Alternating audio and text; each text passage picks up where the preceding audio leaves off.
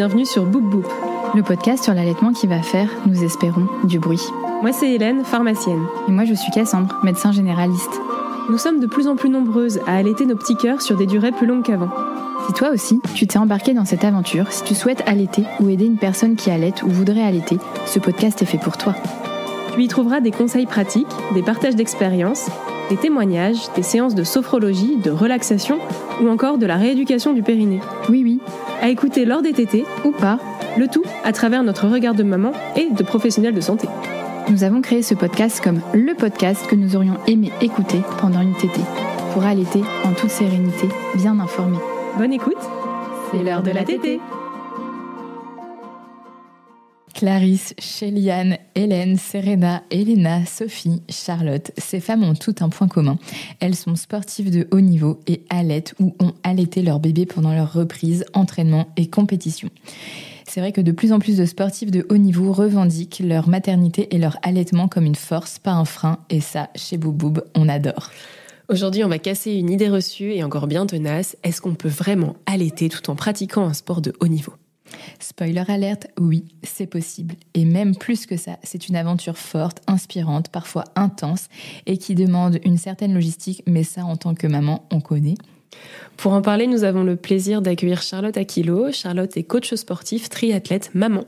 Et elle allaite son bébé tout en s'entraînant pour des compétitions d'endurance, entre natation, vélo, course à pied et tétée.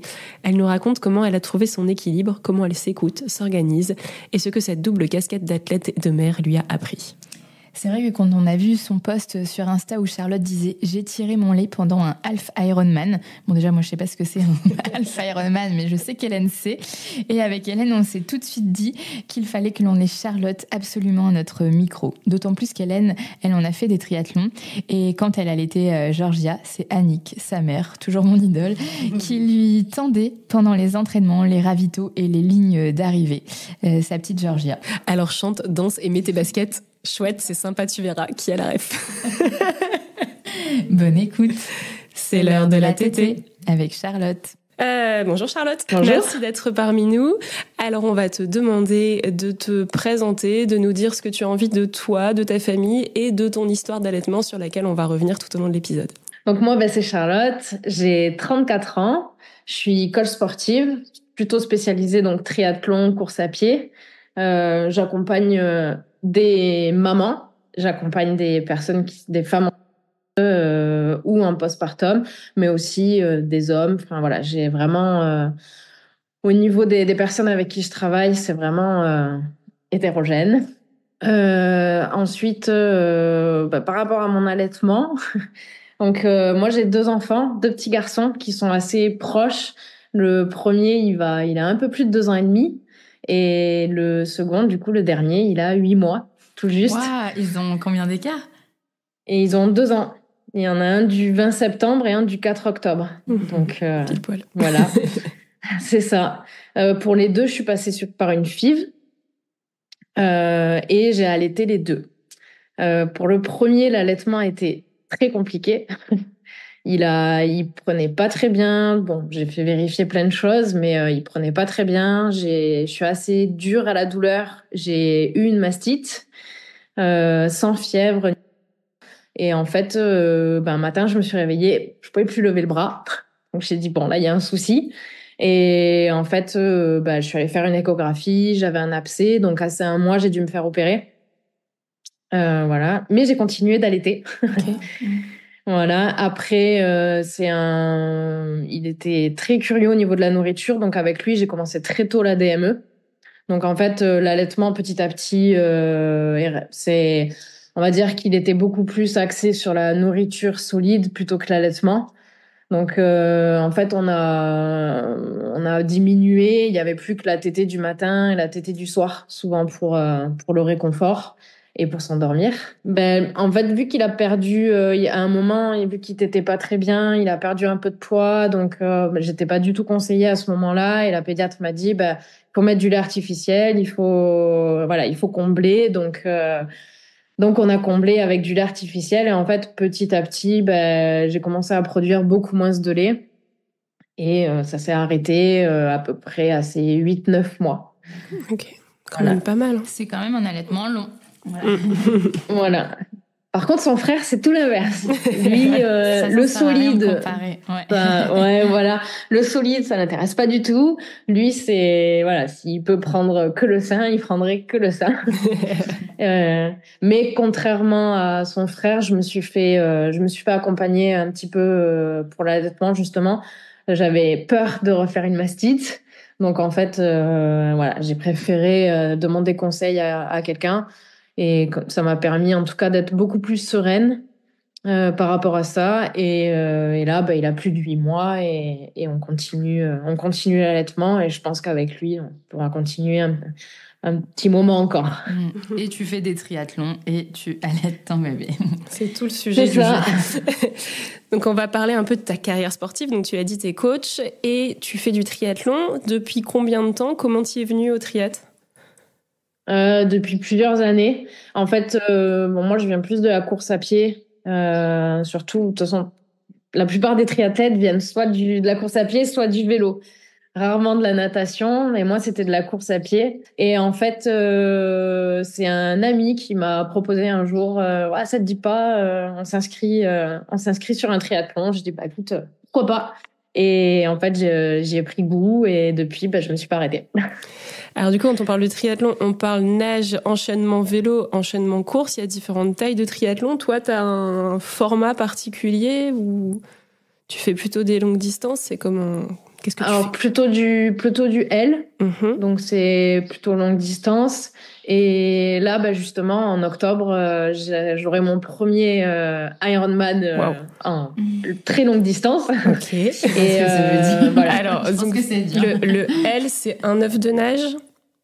C'est ça, un œuf de nage, beaucoup de vélo. 90 de vélo. Voilà, et un semi-marathon, 21 km en course à pied. Ouais. Et un Ironman, c'est x2, en gros. Okay. Voilà, c'est ça. Voilà. La question, c'est pourquoi? Je rigole. Donc, on peut dire que tu es sur des efforts très longue durée, avec une vie de maman, et on t'a contacté, nous, parce qu'on a vu passer une vidéo où, en fait, tu parlais... donc, c'était un triathlon L, je pense, que tu faisais. C'est ça, mon ce qu'on appelle aussi un half, en fait. C'est un half Ironman. C'est ça. Voilà. Ouais. C'était combien de temps après l'accouchement? Du coup, c'était en mai, j'ai accouché en octobre, 7 mois. D'accord. Et donc, tu allaites. Et donc, tu allaitais sur ce parcours. Et du coup, nous, ça nous a intrigués. What? Et du coup, on t'a contacté pour que tu nous racontes un petit peu tout ça. En fait, donc là, tu parlais que tu accompagnais des mamans pendant leur grossesse pour leur sport, leur triathlon. Est-ce que toi, tu as continué le sport pendant tes grossesses? Est-ce que tu as choisi un moment particulier pour tomber enceinte? Après, tu m'as dit que tu faisais des FIV, donc on ne choisit pas forcément le moment pour être enceinte. Et comment ça s'est passé? Comment t'es tombée enceinte? Comment tu as vécu ta grossesse avec le sport, avec ton travail? Raconte-nous.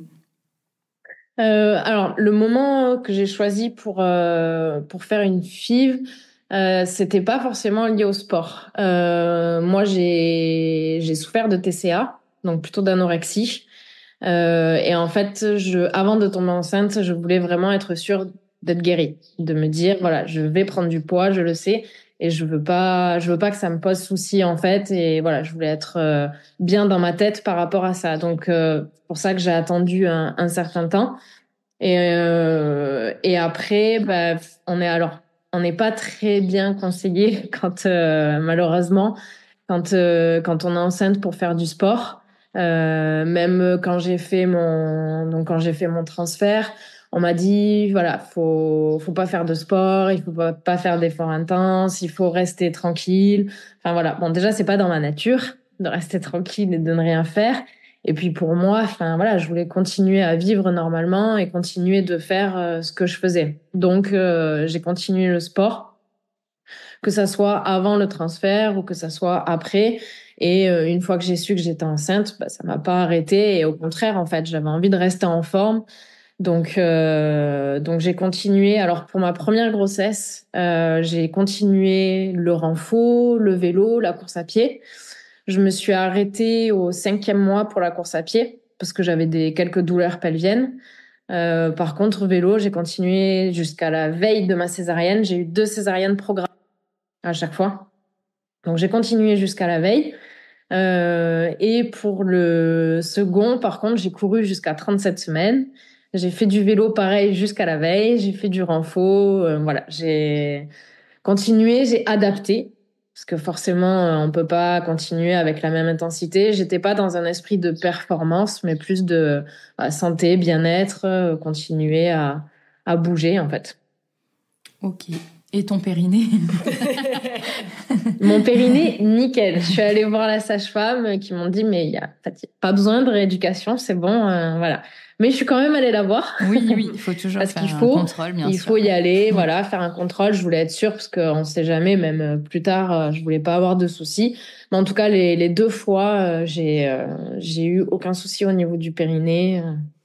Et au niveau des soignants, t'as pas eu de remarques désagréables par rapport à ça ou... Alors non, pas au niveau des soignants. C'était plus donc j'ai pas accouché au même endroit à chaque fois, mais pour les deux. Mais donc sur la première grossesse, les personnes elles étaient plus dans le faire attention, on va dire. Voilà, vous pouvez, mais il faut faire attention. Enfin, ils trouvaient que j'en faisais un peu trop, mais voilà, ça restait quand même, on va dire. Ils étaient cool, voilà. C'est ok, allez-y, mais prudence. Et par contre, ma seconde grossesse, là, j'ai eu une gynéco qui au contraire, enfin, trouvait ça super, me suivait sur les réseaux. À chaque fois que j'y allais, elle me disait, ouais, trop bien ce que vous avez fait. Enfin, voilà. Donc, du coup, là, par contre, ça a été différent et j'ai trouvé ça plus sympa, en tout cas, de pouvoir échanger là-dessus avec quelqu'un. Voilà. En tout cas, il y a pas eu de contre-indication. Enfin, voilà, parce que si j'ai eu 2 césariennes, c'est parce que j'ai l'utérus qui est accroché à la paroi abdominale, parce que j'avais les ligaments qui étaient hyper laxes au niveau de l'utérus. Donc voilà, c'était un peu mes craintes, mais en fait, à chaque fois, il y avait zéro souci. Donc, je me disais, bah, allez-y, tant que vous êtes en forme, allez-y, Voilà. au contraire. C'est vrai qu'il n'y a pas de contre-indication au sport pendant l'allaitement, surtout si on est déjà sportive, pendant la grossesse, pardon, surtout si on est déjà sportive de base. Et après, on dit, bien sûr, pas d'équitation, pas de boxe, enfin, pas tout ce qui peut avoir des risques de chute, de coups. Pas de plongée sous-marine. Voilà, pas de plongée sous-marine. Mais si tous les feux sont verts, qu'il n'y a pas de pathologie de la grossesse, que le ou les bébés vont bien sûr, on fait du sport. C'est au contraire, ça favorise un accouchement non compliqué et une grossesse aussi sereine. La grossesse, même pour le bébé. Puis c'est important de rappeler que, enfin, tu as dit, hein, mais de s'écouter, se faire confiance et, enfin, toi là, t'adapter ton effort à ton état de santé. Moi, j'ai eu une très mauvaise expérience de me faire engueuler en fait par la dame qui faisait les échographies. La sage-femme, tu veux dire? Non, c'était une échographiste, oui. Ouais. Qui faisait que ça. Pour mon premier enfant, alors moi, pour le coup, je l'ai dit tout à l'heure, moi je suis pas venue au triathlon par le vélo parce que j'aime pas le vélo à part pour me déplacer. Mais par contre, je fais tous mes déplacements en vélo. Et en fait, j'étais venue à mon échographie en vélo, le 3e T3. Mais en fait, je travaillais encore. Je travaillais 10 heures par jour debout, donc j'allais au travail en vélo. Enfin, pour moi, c'était logique que si la société me demandait de travailler, j'allais pas adapter mon moyen de transport tant que ça allait. J'avais baissé ma selle, comme ça, mes pieds, ils étaient, je pouvais pas tomber, enfin voilà. Et en fait, je me fais pourrir. Parce qu'elle voit mon casque, elle fait, ah, vous êtes venu comment? Je dis, en vélo. Elle dit rien. Et il se trouve que mon bébé était petit en siège. Et là, c'est de ma faute, parce que je suis venue en vélo. En gros, toute l'histoire. Et vraiment, ça a été un truc hyper difficile derrière. Toute l'histoire qui en découle et ce podcast vient peut-être aussi de ce moment, puisque l'allaitement, le machin, le petit bébé, enfin bref, il y a beaucoup de choses. Donc voilà. Et en fait, c'était lunaire parce que elle savait pas, enfin entre guillemets, ma vie, que j'ai fait 5 minutes de vélo et que j'étais pas partie faire 70 bandes dans la campagne. Enfin voilà. Et vraiment, enfin il y a des paroles des fois qui peuvent être difficiles et il faut vraiment penser à ça et pas penser que les femmes sont inconscientes. Mais pareil, on va y revenir aussi sur les efforts physiques postpartum parce que j'ai été lire des commentaires sur Facebook sur certains trucs. Et les gens sont insupportables. Donc voilà. Mais vraiment, encore une fois, il n'y a aucune contre-indication, sauf les sports qu'a cité Cassandre. Et de toute façon, évidemment, on adapte son effort. Et je pense que si on se pose la question, des personnes comme toi qui sont coach peuvent être d'une grande aide aussi. Alors maintenant, on va parler d'allaitement quand même, c'est notre thème principal. Ton quotidien entre allaitement et entraînement, déjà, quand et comment tu as repris le sport après la naissance? Bon, ce qu'on a compris, tu n'as pas arrêté en fait, mais après la naissance, il faut quand même, surtout après césarienne, faut tout de même que le corps se cicatrise, que t'ailles bien, qu'il faut arrêter les saignements aussi si on veut se baigner. Donc il y a la piscine dans l'histoire. Voilà. Ouais. Donc vas-y, dis-nous ce que tu as fait, tes délais de reprise de sport. Enfin, on veut tout savoir.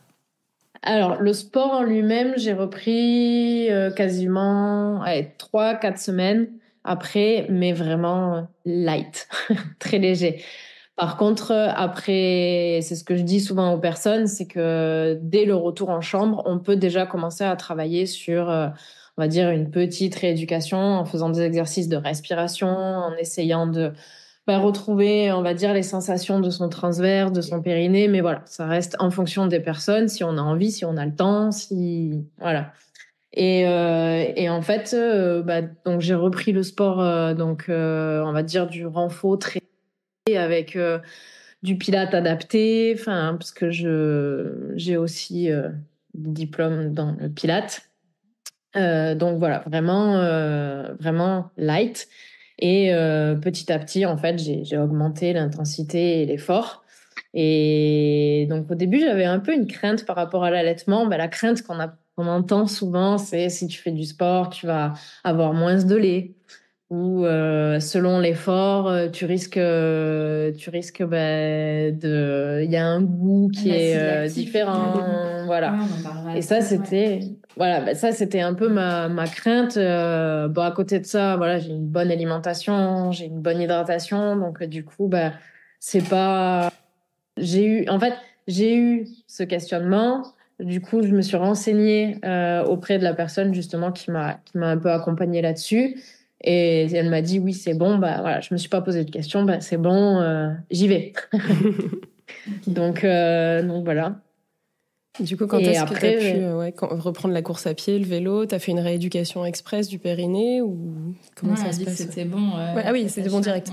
C'est ça. En fait, la course à pied, donc je suis allée. La course à pied, j'ai attendu quand même de voir la sage-femme, qu'elle voit déjà comment c'était. Et dès qu'elle m'a dit, quasiment de suite, elle m'a dit non, c'est bon, on peut reprendre. Donc j'ai repris le vélo, j'ai repris un peu avant. J'ai la chance d'avoir un home trainer à la maison. Donc, du coup, j'ai fait du home trainer. Donc, j'ai repris pareil au bout d'1 mois à peu près, faire rouler les jambes, voilà, sans trop forcer, avec bébé à côté. Nous, on dit dors quand bébé dort. Toi, non, tu fais du vélo quand bébé dort. C'est ça. Franchement, je pense qu'il n'y en a pas beaucoup qui dorment quand bébé dort. Non, oui. Non. Moi, j'ai hâte. Donc voilà, du coup, ça a été une reprise, on va dire, plutôt rapide, mais progressive. Ok. On répète juste, les recommandations, c'est pour se baigner en piscine, mer, lac, etc. Enfin, je sais pas, autre plan d'eau, ce qui est possible.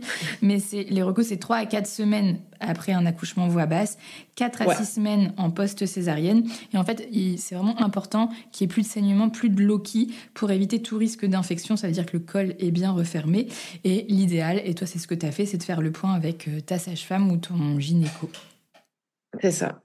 Et alors du coup, on sait que quand on allaite, et surtout au début, c'est pas toutes les 3 heures, c'est souvent. Donc comment on fait pour s'organiser, surtout que toi tu fais a priori des efforts d'endurance longs. C'est pas genre tu vas faire tu fais du pilates, mais tu vas pas juste faire 1 heure, tu as besoin de faire des trucs un peu plus longs. Comment tu t'organises? T'as parlé pour le vélo de home trainer, comment tu fais pour tes entraînements de sorties longues, de choses comme ça. Et puis, on va venir aussi pour les compètes de triathlon qui peuvent durer 2 heures. Comment ça se passe, en fait? Comment on fait? On s'adapte. Alors, quand j'ai le petit dernier, alors le premier, je l'ai gardé à la maison jusqu'à ses 1 an. Donc, du coup, c'était beaucoup plus simple. Tous mes entraînements, quasiment, il était avec moi. Je m'arrête et je lui donne à manger. Voilà, c'est pas, vu que, alors les premiers mois, j'étais toujours pas, on va dire, dans une quête de performance. Donc, c'était pas quelque chose qui me dérangeait. Voilà. Et encore maintenant, enfin, voilà, je m'arrête s'il y a besoin de s'arrêter. Et après, sinon, alors, moi, on m'a toujours dit, les 6 premières semaines, il faut pas tirer son lait. Donc voilà, les 6 premières semaines, je n'ai pas tiré mon lait. Donc forcément, bah, je recevais un message, il a faim. Et hop, du coup, je descendais, je venais et je donnais à manger, puis je repartais. Et ensuite, bah, on va dire, j'ai adapté mon tirage en fonction aussi parce que je sais que si on tire trop, bah, ça peut trop stimuler et du coup, bah, produire plus de lait. Et moi, j'avais toujours cette peur, en fait, d'engorgement, de mastite. Enfin, voilà. Donc, je voulais pas trop tirer. Je voulais quand même rester sur cet été à lui, en fait. Donc bon, quand il était avec moi, je m'arrêtais, en tout cas sur les séances courtes, parce que bah, forcément, si je fais une séance un peu longue sur le home trainer, bah, je le garde pas avec moi, j'attends qu'on puisse le garder. Mais après, sur les séances courtes, en tout cas, bah, je m'arrête, je lui donne le sein, ou par contre, je pars plus sur du long, bah, je tire mon lait avant. Sur les grandes distances, bah, je tire mon lait pendant. Et dès que je rentre, par contre, je donne à manger. Ça, c'est, voilà. Mais après, plusieurs fois, j'ai essayé de courir. Et en fait, si j'ai pas tiré mon lait avant, j'ai des douleurs. Enfin, c'est pas du tout agréable. Après, plus on avance, on va dire, avec le temps, plus bah, l'allaitement, il se met vraiment en place et du coup, c'est moins compliqué. On a moins de montée de lait. Enfin, c'est différent. Et du coup, sur le triathlon L que tu as fait en tirant ton lait, c'est un triathlon qui a duré combien de temps pour toi ? 6 heures. 6 heures, ok. Donc, tu n'avais pas ton bébé, j'imagine. Non. Sur le bagage du vélo. Comment ça s'est passé ?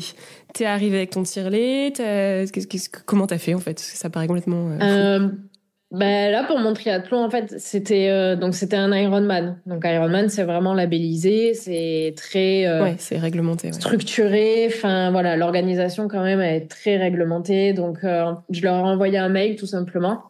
En fait, dans ma tête, je me suis dit, je vais pas pouvoir passer 6 heures. Enfin, en plus, c'était c'est dangereux en fait. Ouais, puis la dure 6 heures, mais en fait, voilà, il y a toute la partie avant, donc bah, le départ moi je suis partie sur les coups de 7 heures. Il y a toute la partie avant aussi. Donc en fait, enfin voilà, il y avait du monde autour et tout ça. J'avais ma combi de natation sur moi. Je lui ai donné le sein juste avant de partir. Mais voilà, il y a toute la partie avant aussi qui fait que voilà, j'étais pas sûre qu'à ce moment-là il veuille téter. Enfin, peut-être qu'il allait dormir parce qu'il était très tôt. On a levé tôt les garçons parce que bah, forcément ils me suivent aussi. Donc du coup, voilà, ça a été. Donc je leur ai envoyé un mail, en leur expliquant un petit peu la situation. Et en fait, elle m'a dit que. Donc je leur ai dit, voilà, est-ce que je peux prendre mon tire-lait avec moi sur le vélo, par exemple, ou dans l'aire de transition, parce que je me vois pas tenir tout le long sans rien. Enfin, arriver au bout, je pense que ça allait être très compliqué pour la course à pied. Donc ils m'ont dit, bah pas de souci, juste voilà prévenir vous arrivez, l'organisation. Enfin, donc c'est ce que j'ai fait. Quand je suis arrivée, je leur ai dit que j'avais mon tire-lait, je le mettais sur le vélo. Enfin voilà. Donc, bon, très étonnée. Je pense que ils n'ont jamais entendu ça. Oui, c'est sûr. Souvent, c'est des hommes en plus. Ouais. C'est un tire-lait nomade, j'imagine. Oui, c'est ça, ouais. Une prise. Et tu l'as mis pendant que tu faisais du vélo ou tu t'es arrêtée ? Alors, je l'ai mis sur l'aire de transition. D'accord. Je l'ai calé sur l'aire de transition parce que je me suis dit, il va falloir que tu t'arrêtes, après que tu repartes. Enfin, voilà. Donc, en fait, je l'ai calé sur l'aire de transition et je me suis dit, bah, un peu, en fait, je voulais le faire au bout de quasiment 2 heures de vélo. Donc, je l'ai mis sur l'aire de transition. Puis, en fait, ça me gênait. Tu m'étonnes. En plus, la trifonction, elle sert un peu quand même. La brassière aussi. D'ailleurs, il faut vraiment créer des vêtements techniques. Voilà, pour c'est ce qu'on allait dire. On allait revenir sur les accessoires, mais du coup, il n'y avait rien d'adapté là. Ouais. Puis les brassières, elles sont serrées, donc ça ne s'adapte pas à la poitrine qui est gorgée, pas gorgée. Voilà, c'est ça. Donc en fait, très vite, je me suis arrêtée, je l'ai enlevé. Le tire-lait. Je l'ai enlevé. J'ai comme une petite sacoche où je mets toutes mes barres, mes gels et tout ça. Donc je l'ai mis dedans. Et je me suis dit, tant pis, je m'arrêterai, je le remettrai plus loin. Donc c'est ce que j'ai fait en fait. Et du coup, je me suis arrêtée, je l'ai mis, je l'ai allumé, puis je suis partie. Et puis quand c'est terminé, je me suis arrêtée et voilà, j'ai tout. Mais attends, mais tout enlevé. Tu l'as pas conservé le lait, tu l'as jeté, c'était pour tirer. Non, j'ai pas pu. Ouais, j'ai pas pu le garder. Il faisait chaud, la chaleur. Je savais pas quand est-ce que j'allais voir mon entourage. Donc du coup, je me suis dit. Au début, je m'étais dit, je vais le filer une fois que j'arrive en fait. Sauf que y a tellement de monde et tout ça, je me suis dit autant je vais pas les voir, et j'ai bien fait parce qu'en fait je les ai vus qu'à la fin une fois que j'ai passé ça a pas l'arche. Donc voilà, donc du coup non, j'ai pas pu le garder malheureusement. Ok, donc t'as tiré une fois en fait, à peu près au milieu de tes 6 heures. Oui, okay. C'est ça. C'est ça. Je me suis dit que ça serait suffisant. Bien joué. Est-ce qu'il y a des courses, t'as déjà entendu des mamans et tout qui disent que les tire-laits n'est pas autorisé? Enfin, nous, on l'a vu sur les réseaux. C'était lors d'un festival, donc rien à voir. Mais non, ils autorisent quand même le tire-lait. Après, ça reste assez nouveau, je pense. Ouais. Mais... Oui, je pense. Mais même le week-end dernier, j'étais censée faire un triathlon. Je ne l'ai pas fait parce que j'ai mes 2 garçons qui étaient malades. Donc on a évité la route, l'hôtel, l'orga. Mais je leur ai écrit aussi. Et en fait, eux qui ne font pas du tout partie de la FF3, donc la Fédération française de triathlon, m'ont dit qu'en fait je pouvais faire comme je voulais et comme je pouvais. Donc je m'étais dit que vu que j'y allais pas pour la performance à ce moment-là, parce que c'est pas mon objectif principal, je m'étais dit que une fois que je revenais du vélo, en fait je l'allaite sur l'aire de transition et puis après je repars courir.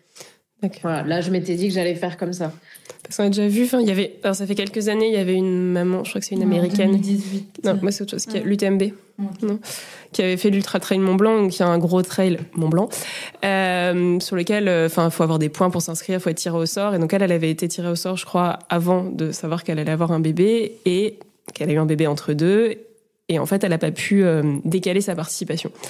Et en fait, comme c'était un peu le rêve de sa vie de le faire, elle a dit tant pis, j'y vais, et avec mon bébé. Et je crois qu'en fait, à chaque ravito, en fait, pour le coup là, on lui ramenait son bébé, elle l'allaitait sur les ravitaux. Donc voilà, ça s'était passé. On pouvait pas décaler la course, mais par contre, tu peux venir avec ton enfant. Donc toi, ta technique, c'est le problème sur les grosses courses, c'est fou, comme ça. Toi, ta technique de prendre Ironman, vas-y, pardon. Ironman, ça fait très peu de temps qu'on peut décaler les inscriptions. C'est ça. Et maintenant, on peut, même si on est enceinte ou parce que avant c'était pas possible. On perdait parce qu'en plus Ironman, on peut pas revendre les billets. Donc du coup, on n'avait pas. On considère toujours bien la place des mères et le corps des femmes. Exactement. C'est un peu le souci. Tu disais, Cassandre, c'est qu'il y a beaucoup d'hommes et on le voit. Je pense qu'il y a beaucoup de darons qui arrêtent le sport après la grossesse, le postpartum, voilà. Pas que par manque d'envie, mais aussi par complètement abandon au fait de devoir s'acquitter de sa tâche de mère et de pas oser prendre le temps pour elle de refaire du sport au tir-mat. C'est bien dommage. Alors que les hommes n'ont aucun souci le dimanche matin à te dire je vais courir 2 heures pendant que tu gardes le bébé. Et pour revenir à ça, moi j'aurais eu trop peur quand me choure mon tire-lait nomade sur le vélo, mais en fait il y a que des mecs et tout le monde s'en fout. Il y a des vélos à 6 000. Ouais. Je pense que entre le vélo à 10 000 € et mon tire-lait. Oui, mais ça se revend peut-être mieux sur Vinted. Et d'ailleurs, t'as quoi comme marque de tire-lait nomade? Bella Baby. Ah ouais, j'avais ça aussi. C'est ça? Oui, moi c'est sûrement pas le même. Moi c'était un tout bête. Voilà. Alors moi du coup je fais des triathlons M, distance d'en dessous, et j'en ai fait 2 en allaitant. Et alors moi ma technique, parce que du coup comme c'est moins long que toi, j'ai pas besoin de tirer sur le parcours. C'est ta mère la technique, non? Ma technique c'est ma mère. C'est qu'en fait j'ai dû embarquer ma mère. Le premier mes beaux-parents, le deuxième ma mère. Donc on les embarque en week-end avec nous, ils sont ravis. Ma mère était un peu voilà. Et elle m'attend sur la ligne d'arrivée avec le bébé comme ça. À chaque fois les deux, c'était pour le premier et le deuxième, ils avaient 9 mois, donc bon c'est voilà. Et ça a été aussi une petite astuce, c'est que ma fille sur le triathlon que j'ai fait quand j'avais ma fille qui avait 9 mois, elle refusait tout biberon. Et partez faire un triathlon, laissez-la 3-4 heures avec votre mère en plein cagnard. Elle a bu un biberon entier de mon lait pendant le triathlon et c'était son premier. Voilà, de rien. Est-ce que toi, Charlotte, tu as un bon conseil, comme le conseil d'Hélène, à donner à des mamans qui font du sport comme toi en haut niveau? Parce que moi, je trouve que c'est quand même du haut niveau ce que vous faites. Parce que Charlotte, elle disait en message « Ah non, mais moi, je me considère pas sportive de haut niveau. Pardon, mais moi, je fais 1 heure de piscine par semaine enceinte. » Je me dis déjà, c'est très bien. Mais toi, waouh. Et du coup, quel conseil à donner aux mamans dans ta situation? De pas se freiner, en tout cas, par rapport au sport. Et de trouver ce qui convient, que ce soit au bébé ou à la maman, et de se faire entourer. Mine de rien, de s'entourer de personnes, en tout cas, ne pas hésiter à demander conseil. De personnes qualifiées. Ça aussi, ça m'a...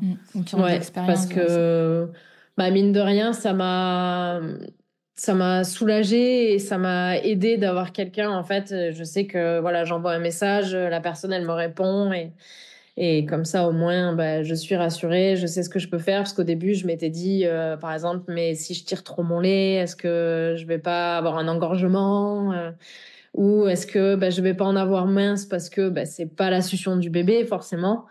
Donc voilà, c'est des questions que je me suis posées. Et en fait, il faut pas rester avec ces interrogations parce que sinon, après, on évite de faire les choses, justement. Donc voilà, je pense que mon conseil, ça serait ça, et de pas s'arrêter parce qu'on a un bébé ou parce qu'on allait, mais de continuer ou de s'y mettre si on a envie de s'y mettre. Enfin, moi, j'étais pas sportive de base. Enfin, bref, j'étais pas sportive enfant depuis que je suis adulte, mieux. Mais j'ai trouvé que c'était un vrai truc aujourd'hui important dans ma vie et j'ai repris à chaque fois assez vite. Et c'est vrai que c'est... En fait, même si j'ai la flemme et tout, de plein de trucs d'y aller et tout, mais en fait, c'est vraiment le moment que je prends pour moi, le sport. Alors, ça peut être d'autres choses, hein. Il y a des gens qui vont préférer d'autres choses, mais voilà, c'est pas être égoïste, je pense, quand on est mère, de prendre 1 heure pour aller courir, marcher, n'importe quoi. C'est vraiment du temps pour vous, c'est important pour son corps, son esprit. Je sais que toi, Cassandre, là, tu es enceinte, mais tu es allée courir avec la tulle à un moment. Vous pouvez aussi faire avec votre enfant. Moi, j'ai besoin de le faire toute seule et de le faire pour moi. Mais après, on peut aussi adapter. Moi, je fais du yoga avec mon bébé aussi. Voilà, il y a plein de trucs. Du vélo, tu vois. Mais ça électrique, c'est bien. Je suis fière de toi. mais vraiment, voilà, je l'ai dit tout à l'heure, moi, je suis un peu énervée par le fait qu'il y ait beaucoup d'hommes. Alors, il y a beaucoup d'hommes de base, même avant la maternité, mais que la maternité fasse perdre en fait des femmes sur les compètes et dans le sport en général. Et aujourd'hui, je vois beaucoup de femmes qui ont un peu mon âge, avec des enfants de 3-4 ans qui s'y remettent tout doux, mais qui ont perdu et qui regrettent en fait, et qui disent c'est fou à quel point ça me fait du bien et j'y pensais pas. C'est dur d'y aller, mais en fait, une fois qu'on prend ce rendez-vous avec soi-même, c'est salutaire pour plein de trucs, et je pense... pas que physiquement, et aussi beaucoup moralement dans la maternité. Oui, et si toi tu vas mieux, ça peut se répercuter sur tes enfants aussi. C'est un tout, c'est un cercle vertueux. Il y a plein d'idées reçues quand on fait du sport et qu'on allait, notamment tu vas perdre ton lait sera mauvais, c'est incompatible avec la performance. Mais en fait, l'allaitement et le sport de haut niveau, c'est tout à fait compatible, à condition bien sûr d'avoir un bon accompagnement et quelques ajustements, comme nous l'a dit Charlotte. Mais beaucoup d'athlètes professionnels ont allaité tout en maintenant une activité sportive intense. Et voici ce qu'il faut savoir, Hélène. Alors, en fait, les idées reçues, ça vient quand même de quelque chose qu'on lit souvent. Il faut savoir qu'il y a très peu d'études à ce sujet, on a un peu creusé. Mais on lit des fois, on voit des articles passer de l'activité physique, ça pourrait altérer la qualité du lait. Eh bien, a priori, au jour d'aujourd'hui, on peut dire que non. En l'état des connaissances actuelles, l'activité physique, qu'elle soit intense ou modérée, n'altère pas la qualité du lait. Quand on fait un effort intense, il peut y avoir une augmentation en fait de l'acide lactique. C'est quelque chose qui est relargué par les muscles, et ça peut passer dans le lait. Alors on part vraiment d'un exercice très intense, par exemple de la course fractionnée, c'est-à-dire de la course où vous allez accélérer pendant une période, récupérer, ça sollicite beaucoup d'efforts. Mais pour le coup, le fait qu'il y ait plus d'acide lactique dans le lait, ça ne présente aucun danger pour le bébé. Le lait est toujours bon et il reste parfaitement nourrissant. Donc encore une fois, le bénéfice de l'allaitement reste supérieur à le guillemets risque, il n'y en a pas, de l'acide lactique qui passerait dans le lait. Et aussi, la production de lait est maintenue. Tant que la mère s'hydrate bien, s'alimente correctement et continue les tétées ou l'expression régulière, la lactation se maintient normalement, même avec un entraînement poussé intense. Après, le seul truc, et là, c'est ce que Charlotte a parfaitement expliqué, c'est que sur un effort long, en effet, il va falloir à un moment donné tirer, toujours la loi de l'offre et de la demande. Si on part sur un effort de 6 heures sans tirer, alors ça dépend de l'âge du bébé évidemment, mais sans tirer, il y a un risque d'engorgement, il y a un risque de mastite, et il y a un risque aussi de baisse de la production lactée dans ce cadre-là. Mais en fait, c'est pas dû au sport, c'est dû à une mauvaise conduite de l'allaitement, parce que si on ne vide pas, en fait, le cerveau comprend qu'il faut moins produire, et là, on peut avoir moins de lait. Mais vraiment, c'est pas du tout dû à l'effort sportif, c'est juste dû au fait que dans n'importe quelle situation, ou si vous restez une trop longue période sans tirer, ça pose des problèmes sur l'allaitement. Et ce qu'il faut savoir aussi dans le sport de haut niveau et l'allaitement, c'est que les besoins énergétiques de la mère allaitante sont plus élevés. En effet, une femme qui allaite et qui s'entraîne à haut niveau doit manger doit manger mieux pour couvrir ses besoins. Ouais, donc on en a déjà parlé avec Jolie Mama, on mange pas 2 fois plus, mais on mange 2 fois mieux, et encore plus dans le cadre du sport, où là, pareil, sur les sportifs de haut niveau ou sur de l'entraînement intensif, ça peut être hyper intéressant de se faire accompagner, parce que il y a des besoins plus élevés en protéines, en bons gras, on vous renvoie à l'épisode Jolie Mama pour ça, mais vraiment, évidemment, on va pas mettre en danger sa santé en faisant des efforts intenses et en ne s'alimentant pas et en allaitant, puisque là, en effet, ça peut être problématique. Et il y a un peu des boosters quand on fait du sport, non ? Est-ce que ça c'est contre-indiqué ? Je ne pense pas. En fait, Charlotte, elle en parlait rapidement de ses barres et de ses gels qu'elle a dans son sac à vélo. Souvent, c'est des trucs très sucrés, en fait. C'est de l'énergie pour avoir un pic rapide, voilà. Non, je vois pas, c'est pas plus enrichi que ça en quoi que ce soit. Il y a pas de caféine. C'est vraiment principalement du sucre. Hein. Donc non, a priori pas de souci. Après, j'aurais tendance à dire d'éviter les boissons énergisantes, mais je suis pas sûre que les sportifs prennent des boissons énergisantes. Ça, c'est les fausses parties. Ouais, voilà. C'est plus des électrolytes, des choses comme ça qu'on va rajouter dans l'eau. Mais ça, pareil, il y a pas de souci avec l'allaitement. On va peut-être parler un petit peu des aspects pratiques à anticiper. C'est vrai que il faut s'organiser au niveau des tétées, des tirages, qu'il faut planifier les moments pour allaiter ou tirer son lait avant, après les entraînements et les compétitions. Mais ça, c'est en fonction de ton ressenti. Et je pense qu'il ne faut pas hésiter à se faire accompagner dans ces cas-là. Et Charlotte l'a dit, dans le cadre d'une compétition sportive organisée, pas hésiter à contacter l'organisation et à prendre sa place encore une fois. Et a priori, ça se passe plutôt bien, même si c'est très épisodique, je pense, dans ce monde-là, mais en tout cas, pas hésiter. On en a aussi parlé au niveau du confort de la poitrine. Donc, soutien-gorge de sport adapté, c'est très important, mais qu'on allaite ou pas, toujours avoir une brassière bien ajustée pour maintenir la poitrine. Et là, il va falloir que ce soit adapté à l'allaitement. Alors, on l'a dit, on n'a pas encore trouvé quelque chose sur le marché de satisfaisant, mais voilà, idéalement dans un tissu qui va peut-être bien soutenir et, je sais pas comment dire, permettre l'expansion des seins. Voilà. Et le port du tire-lait nomade. Ouais, le port du tire-lait nomade. Et voilà. Et après, souvent, les brassières de sport, ça comprime. Et le fait de comprimer, ça peut aggraver ou entraîner un engorgement. Donc, vraiment être attentif à ça. Mais encore une fois, j'ai pas de marque à vous proposer, malheureusement. Et si vous en avez, n'hésitez pas à nous écrire. Ce qu'il faut savoir aussi et ne pas oublier, c'est de s'hydrater. C'est vraiment crucial. Boire régulièrement avant, pendant et après l'effort, ça va de soi. Et ensuite, c'est vrai qu'on a très peu parlé de fatigue dans tout ça. Elle n'avait pas l'air fatiguée, non, parce que je pense aussi que quand tu arrives à mettre le sport dans ta routine, au final, c'est pas ça qui va plus te fatiguer. C'est de la fatigue physique, mais tu récupères en fatigue mentale. Je sais pas trop comment expliquer ça, mais après, je pense aussi qu'elle doit dormir par moment.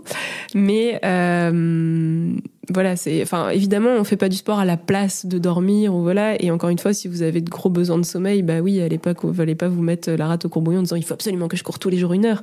Faut s'écouter, on s'adapte, et voilà. Et il faut arriver à tout gérer. On combine la maternité qui est fatigante. Le sport, ça peut être fatigant, mais encore une fois, moi, je le considère pas comme fatigant. Voilà, je trouve qu'on dort mieux quand on a fait du sport. Comme on dort mieux, comme on allait, il y a peut-être un lien avec les hormones aussi. Mais voilà. Mais en tout cas, faut s'écouter. Il faut pas faire n'importe quoi. Faut pas vouloir tout faire. Et je pense que le message de Charlotte, c'était ça aussi voilà, là on perd un peu l'esprit de compétition, on fait ça beaucoup pour soi-même, et voilà, et évidemment, en fait, si vous arrivez à finir première en allaitant un bébé sur un Ironman, franchement félicitations à vous, mais c'est pas le but, je pense, des femmes qui partent dans ce genre d'efforts. Est-ce que tu as autre chose à nous dire sur le sport et l'allaitement? Après, je pense on a fait un peu le tour, mais c'est vrai que, enfin voilà, comme je le disais tout à l'heure, se faire accompagner si on a des questions, et ne pas avoir peur, en tout cas, de se dire que voilà, on a un bébé, on allaite, du coup, il faut qu'on soit tout le temps à la maison, il faut que il peut pas prendre le biberon. Alors bon, il y a des bébés qui ne veulent pas prendre le biberon, mais voilà, il y a aussi d'autres, on a des aides, il y a aussi d'autres moyens, en tout cas, pour qu'on puisse avoir du temps pour nous et faire. Après, moi, j'aime bien aller courir avec le petit dans la poussette, mais parce que voilà, je cale aussi mes entraînements en fonction de ça. Mais voilà, ne pas hésiter, en tout cas, et ne pas s'oublier. C'est pas parce qu'on est maman ou qu'on allait qu'il faut s'oublier, qu'on peut pas s'inscrire à un triathlon ou à autre chose. Hein. Ouais, je crois que c'est important aussi de dire, mais c'est ce que tu en es l'exemple, que c'est possible. Parce que moi, je te l'avais dit en message que quand j'étais enceinte, je cherchais des infos sur est-ce qu'on peut allaiter et faire du sport, et en fait, je trouvais pas. Donc en fait, oui, on peut. Hein, c'est pas de souci, pas de contre-indication. Voilà, juste problème d'équipement. Les marques, n'hésitez pas à faire des brassières allaitement sport compatibles. J'avais vu que Tagine Banane, à un moment, était sur le dos, mais ils l'ont jamais sorti. Ils avaient fait une story et voilà. Mais peut-être que c'est en cours, je sais pas. C'est ça. Des brassières ou même les vêtements techniques, par exemple, pour l'hiver. L'hiver, on est quand même assez couvert et il faut tout enlever. C'est ça. Après, oui, sur Internet, c'est vrai qu'on trouve pas grand-chose. Déjà, il faut se dire qu'il y a 90% des études qu'avec des hommes. 10% avec des femmes. Alors, des femmes qui allaitent ou qui sont enceintes. Voilà. Donc, non, c'est sûr qu'il n'y a pas grand-chose. Il y a des combis de nage grossesse ou pas? Tu faisais peut-être pas de nage en eau libre quand tu étais enceinte, je sais pas si ça existe. Non, j'en faisais pas et je sais pas. Non, j'ai essayé de mettre la mienne quand j'étais enceinte, mais c'est pas passé. Il y a un autre truc aussi dont on a peu parlé, c'est aussi dans toute cette histoire de faire du sport, de bouger, je trouve que c'est hyper important aussi, on l'a dit pour soi, mais aussi pour ses enfants. Cassandre, elle en parlait, elle fait de la course avec ses enfants, on fait du vélo avec eux, leur montrer aussi que c'est possible, que ça nous fait du bien, et je pense que c'est vraiment aussi élever nos enfants dans de bonnes conditions que de leur donner le goût du sport, puisque les enfants, ils font pas ce qu'on leur dit, mais ils font ce qu'on leur montre, a priori. Donc vraiment, n'hésitez pas, c'est pas que pour vous aussi que vous prenez ce temps-là, mais c'est aussi pour montrer le bien-être et la bonne voie à vos enfants. Et je pense à ça, c'est d'en parler. Il y a un livre que j'aime beaucoup qui s'appelle La famille triathlète, qui a été écrit par une nana qui est femme de triathlète, et ça illustre en fait justement des parents qui font du triathlon avec des enfants et qui les emmènent en fait sur les triathlons et qui leur montrent tout ça en fait. Et il n'y a pas beaucoup de livres pour enfants qui parlent de sport en soi, et du coup c'est assez intéressant de montrer ça aux enfants et de leur donner aussi peut-être l'envie et le goût du sport par ce biais-là. C'est vrai que quand ils nous voient bouger, moi je dis toujours, en fait, par la suite ou même maintenant, là, ils se bougent. Et c'est ça qui est bien. Et un grand merci, merci beaucoup, Charlotte. Tu montres que tout est possible et c'est ça qui est trop beau dans la maternité. C'est vrai que quand on est mère, je pense qu'on se surpasse, quoi qu'il arrive, pour nous et surtout pour nos enfants. Ouais, on va te souhaiter plein de force pour ton Ironman. C'est où ? Merci. À Barcelone. Barcelone, ok, trop bien. On va suivre ça de loin, hein. Donc voilà. Et en tout cas, merci beaucoup, c'est trop cool. On était trop contente que tu aies répondu positivement à notre demande. Ah bah ouais, si ça peut aider et parler à certains... Parce que vraiment, suite au réel, j'ai reçu énormément de messages qui m'ont dit mais c'est trop bien parce que j'ose pas ou je fais pas ou j'allaite, mais du coup je fais pas de sport ou beaucoup moins que ce que je voudrais. Donc si ça peut parler, si ça peut aider des femmes en tout cas à faire du sport, ou même j'ai des papas qui m'ont écrit en me disant il faut que je l'envoie à ma femme. Mais du coup, est-ce qu'on peut te retrouver, les mamans peuvent te contacter justement pour un coaching sur le plan de l'organisation, etc. Sur les réseaux, elles te contactent et après... Sur Instagram, je fais tout sur Instagram quasiment. Et après, il y a un lien sur Instagram avec ma page entraîneur, tout ça. Donc oui, c'est surtout là. Après, je suis dispo, je réponds. D'accord. Trop bien, merci. Trop bien. Merci beaucoup, Charlotte. Bon entraînement. Merci à vous. Salut. Merci infiniment à Charlotte pour ce témoignage riche et motivant. Et surtout, merci d'essayer de faire bouger les choses dans un monde tout de même masculin où la maternité et encore moins l'allaitement ont leur place. Son parcours nous rappelle qu'il n'y a pas une seule façon d'être mère et encore moins une seule façon d'allaiter. L'important, c'est d'écouter son corps, de s'entourer et de croire en ses capacités. Si tu es une maman sportive ou que tu rêves de reprendre une activité physique pendant l'allaitement, on espère que cet épisode t'aura donné des pistes, du courage ou juste l'envie de te faire confiance ou d'avoir une Annick dans ta vie qui t'amène ton bébé sur la ligne d'arrivée pour la tétée. C'était l'heure de la tétée. N'hésite pas à noter ou commenter notre podcast et à le partager pour que Bouboub soit écouté par des mamans qui allaitent ou futures mamans qui souhaitent allaiter. Pour pouvoir allaiter en toute sérénité, bien informée. C'était l'heure de la tétée.